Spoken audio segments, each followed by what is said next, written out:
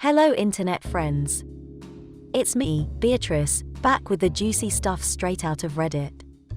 Today I will be reading a couple of stories from r/AmItheAsshole. Sit back and enjoy. If you enjoy the story, don't forget to tap the like button and subscribe. Press the bell icon to be notified every time I post a new video. Now on to the stories. Posted by Jamie Do. Titled, Am I the a-hole for telling my stepdad and mom that they shouldn't be surprised at what my little brother said to them when they pulled a prank on him? I 20 female am an older sister to my little brother 17 male who finished high school last year. My little brother and I are really close. He says I'm the best friend he has and he loves me more than anyone. Of course, this is not true, he has many friends of his own. My brother has been asking our stepdad and mother if he could get a new car for his grad party since last year, and he said he'd pay 50 to 75% with his own hard-earned money while they paid the rest. They said no. I have a car but I had been working for one, they helped me pay off for it. So my brother's arguments with our parents got heated after a while. But he continued to press our parents all of last year until they gave in and said yes like they did for me. Note that our stepdad and my brother have a negative relationship for the most part. Our bio mother and stepdad got together soon after our bio dad and mom divorced when we were little. My brother thinks that stepdad and mother were seeing each other before our real parents divorced, and to be honest, I think that might be true. Not certain, though. Anyway, my stepdad, mother and brother compromised and said they'd get him the car in 2021 so that people don't gawk at him at the graduation party. June this year my brother and stepdad and mother are still on about the car, now the arguments getting loud and lasting hours until evening. My stepdad was getting into screaming matches with my brother over it, but they reached a final compromise of the car being bought last week. The fated morning comes and my brother wakes up to our stepdad and mom guiding him outside to a car. But not his, our mother's. Stepdad used his and my brother's money on a dumb prank, bought a completely different model of car and said it was for our mother. Our mom and stepdad just laughed and kissed each other. My brother didn't lose it, he didn't even look angry. He just looked dead in our stepdad's eyes and said, and I'm not joking, verbatim, "You might think I'm effing stupid, you might think whatever. But I'm just better than you, bro. You know that, I know that, and our mom is an effing idiot for staying with a prick like you. But I'll make you wish you'd never fucking met us. I promise you. You might be laughing now, but you'll be crying later." He then walked off, not even looking back at them as they stared horrified. They asked me what was that about, and I, feeling terrible for my brother, said they had it coming and not to be surprised. So now they grounded both of us. I've had to explain the situation to my friends as I can't see them anymore, but I feel so bad for my baby brother and they back me up on this and ask me to comfort him as much as possible. But our parents are so mad, and they can't see that my brother had his heart crushed. Am I the a-hole? Down in the comments, Malachite Macchiato says, "Not the a-hole. Your brother is a better person than I am because I would be blasting stepdad and mother everywhere. I'd call the local news stations and ask if they are interested in a story of parents stealing from their child. I'd tell family, friends, people at church, random strangers on the street, post about it on Facebook, Twitter, Instagram, make a YouTube video, everything. Your mother is the worst for letting someone do this to her child. I want to say so many things that would get me permanently banned. Edit, thank you all for the awards." Indignant Loris says, "I don't understand how they think they can ground a 17-year-old, never mind a 20-year-old. Pranks are mean. They're an atrocious form of humor. More bullying than humor, really. Your brother's money was stolen. He should make a report to the police. Not the a-hole." Further down in the comments, Opie says, "Thank you, everyone. All the insights mean a lot. I'm working on talking to my brother about a potential legal action like a lawsuit to get the expenses back from our stepfather. My bio dad is generally nice and loving to us. I think he barely tolerates our stepdad and his ex-wife, our mother. He'll take us back in full time if the law allows it. If not, my brother and I will move in together to our own place. Right now, I'm trying to be there for my little brother as much as possible. Lots of cuddles and free food, but he won't stop bawling his eyes out. I'm worried psychological harm has been done to him. Now on to the next story. Posted by Colanova. Titled, Am I the a-hole for telling the truth to my therapist? I 17 female just might have landed my mom 38 female some legal trouble and I feel terrible for it. Long story short, I fell in a saw yesterday and swallowed saw water by accident, and in order to avoid getting sick, my mom gave me alcohol and I got very drunk. Soon after, my mom, dad 50 male, my little sister R 15 female and little brother J 9 male all agreed that after dinner R and J would help me with the dishes while my dad would go out and get dessert. But before my dad left, I confronted my mom about how drunk I felt. I told her that it was hard for me to think straight and I felt wobbly as a bouncy ball. She dismissed me and told me to sit down. Now at this point, R and J can tell I'm drunk and think it's hilarious and won't stop laughing. And it's when I try to stand up again that I realize that my mom left along with my dad and I was left alone to take care of my little brother and severely mentally and physically disabled sister, all by myself, completely wasted. I have no idea how to handle myself in this state of mind, let alone two emboldened little kids teasing me. It took me several attempts just to get off the couch because I kept falling down so much. I tried to clean the kitchen, but I couldn't get much done on account of trying to deal with my drunkus and J and RS teasing. Suffice to say, this was a very difficult experience. 30 minutes later, my parents arrived home and went upstairs. At this point, I'm starting to sober up a bit and the first thing I do is start sobbing. How could my mom just leave me like that? She expected me not only to deal with that on my own but to also be in charge of two minors while doing so. I felt so betrayed and alone. My mom hears me sobbing and I come up to talk to her and tell her why I'm crying. She was immediately remorseful, but at first dismissive. But then my dad comes out of his room and tells me I'm overreacting and not drunk but just hamming it up and sends me to bed. My mom woke me up this morning and we were actually able to talk things out. I told her how bad that made me all feel and she just listened to me and took full responsibility for it. However, just a few hours ago I had a therapy appointment and I thought it was appropriate to bring this up as I often feel like I am given responsibility I have no idea how to handle. But therapists are mandated reporters, and what I told her she thought were grounds for child neglect. She reported the incident to CPS. I feel terrible that it went that far and my mom felt terrible for letting the incident happen in the first place.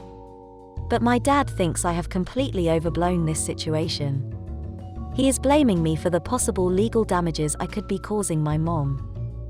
He even wants me to call back my therapist and tell her that I was lying. I think I might be the asshole for putting my mom in legal jeopardy, but at the same time, I don't think I'm fully responsible for this.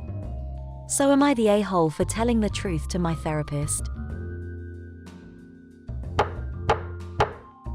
Down in the comments, Edda Valkyrie says, "Oh my god, not the a-hole. And please try to go to the hospital. You drank saw water. Getting drunk isn't going to do anything to help keep you from being ill." Saltiest Teacher says, "Not the a-hole and also please go to the hospital." I read your comment that alcohol is an antibiotic and that's not the case. It's antiseptic and only in high percentages. You would have had to drink a very high percentage of alcohol and drink blackout drunk to alcohol poisoning worth amounts of it to do anything. To the situation at hand, I as a teacher am a mandated reporter and your therapist did the right thing as well as you for telling them. You were in a dangerous situation with the saw water, you weren't taken to the hospital, you were given alcohol as a minor, you were left alone to care for other minors while inebriated, you were dismissed when you voiced your concern about your health. Several of those things alone would have caused me to call CPS. Further down in the comments, Pixels4524 says, "Not the a-hole. What they did was incredibly irresponsible. Part of life is facing consequences for your mistakes, even when you have taken responsibility for them. You were in danger and so were your siblings. This is how the system is set up, to protect children. The fact that this is happening means the system is working. If this is a standalone incident, then your mum will get a slap on the wrist and nothing more. If similar things happen a lot, then you'll be kept safe." Now on to the next story. Posted by Outrageous Mine. Titled, "Am I the a-hole for being shocked that my friend will get married before me? I have this friend, let's call her Jane. We're in our mid-30s now, but we were roommates since freshman year in college. She's one of my closest friends and I know her super well. And I know that for all of her 20s, she had horrendous luck with her love life and was extremely insecure about it. She always wanted to get married and have kids and kept ending up with douchebags who would cheat on her, or men who straight up didn't like her and crying about it, and I was always there for her through it and reassuring her how she won't die alone. But her love life kinda became a punchline in our group of friends and sometimes she'd go along with it, especially once she got into her 30s and was still single. She'd say like, haha yeah guys, we all know I'm gonna die alone all the time, and I know she was torn up about it, but we were always reassuring her that it's not the case and she was in therapy about it. Anyways, about a year ago she finally met an incredible man and they fell in love almost instantly. He proposed to her last week and she's just completely over the moon. I've never seen her this happy. This weekend we all went out to celebrate and all our friends were saying how we're so happy for her after a long and difficult road, and it was really emotional. For context, I'm still single, no boyfriend, and I want to get married too, and so I said, I can't believe Jane will get married before me. She started crying and stormed out and the evening was completely spoiled. I tried calling her this weekend but she was hysterical and said that I didn't have to point out that she's so unlovable and it's a miracle she tricked someone into proposing. It's quite sad, but that's not what I meant. That's her own baggage. I apologized but also suggested she should talk to her therapist about that reaction, and now she completely refuses to speak to me and won't answer my messages. A couple of others in our friend group are on her side, while some have said that she's overreacting and will come around. Am I the a-hole? Down in the comments, Thorny Roses says, "Wow, Major, you're the a-hole here. Sounds like there's some jealousy going on here that Jane is getting married while you are still single. Her love life should have never been a punchline. You and your friends 100% contributed to her insecurities. Who the hell responds to a proposal like this? Wouldn't be surprised if Jane cut you off altogether." B. Cello says, "Yes, you're the a-hole OP and you are also jealous and petty. This girl is supposed to be one of your best friends, she has been in therapy over this issue, and when she finally finds happiness you make a very cruel and insensitive joke. You may have been trying to be funny, but in her eyes, you are basically saying it's surprising she got married, which means something is wrong with her, etc. Not exactly a fun thing to bring up at her celebration party." Further down in the comments, Dark Rogus says, "You are the a-hole. Instead of being happy for your friend who is getting married to an incredible man, you decided to make a snarky remark due to your insecurities at a time that should have been a celebration of her engagement. Even in this post, you're still putting her down by saying it's quite sad. She should talk to her therapist, etc., and trying to build yourself up as the strong person instead of the incredibly jealous person that your unlovable friend found someone before you." Now on to the next story. Posted by Shazy. Titled, "Am I the a-hole for refusing to babysit my kid's half-sibling? 2 years ago I found out my ex cheated. He was trying to win me back after I kicked him out but stopped when he found out his other woman was pregnant. They got married and now have a daughter together who just turned 1. Ex and I have 2 kids together, 14 male and 13 female. The kids are primarily with me because ex lives 3 hours from the kids' school. They see him every other weekend, extended weeks in summer and alternating holidays. He and I are civil around the kids, but I ignore any and all communication with him outside of that, and he has tried to communicate with me. So has his wife, but I ignore her completely and I refuse any communication with her after she called me a C-word for saying no to sharing Mother's Day with her the first year of their relationship being official. The kids know Dad cheated because of their ages and the fact he left our home and moved in with her within a couple of weeks. I told them they don't need to hate Dad for me, and put them in therapy, but they have a very strained relationship with him because of his actions. Our breakup has been so hard on them and I feel horrible that I can't make it better for them. I say all this to provide context for the situation. X sent me a text Sunday afternoon asking me to watch his daughter overnight because he and his wife had a family emergency they needed to deal with and the babysitter didn't pick up. I sent a simple reply of no and didn't respond after that. Turns out her father was dying in the hospital and X wasn't there with her because the hospital doesn't allow visitors under 16 since COVID. He has blown up my phone every day since. I'm still ignoring it. Part of me questions if I was the a-hole though. Am I the a-hole? Down in the comments, Performer Kitchen 780 says, "Not the a-hole. She's not your kid, and their situation isn't your problem." Sounds like a horrible thing to say, but it's the truth. Banging a Big Theory says, "Not the a-hole. You're 3 hours away? What the F? They don't have anyone neither of them cheated on within 3 hours? The effing balls on this guy. And her sharing Mother's Day, I'm just going to assume she knew he was married during the affair, not that it'd make a difference on your answer. Just the absolute balls on these people. I can't even believe it." Further down in the comments, Natasha Nails says, "Not the a-hole.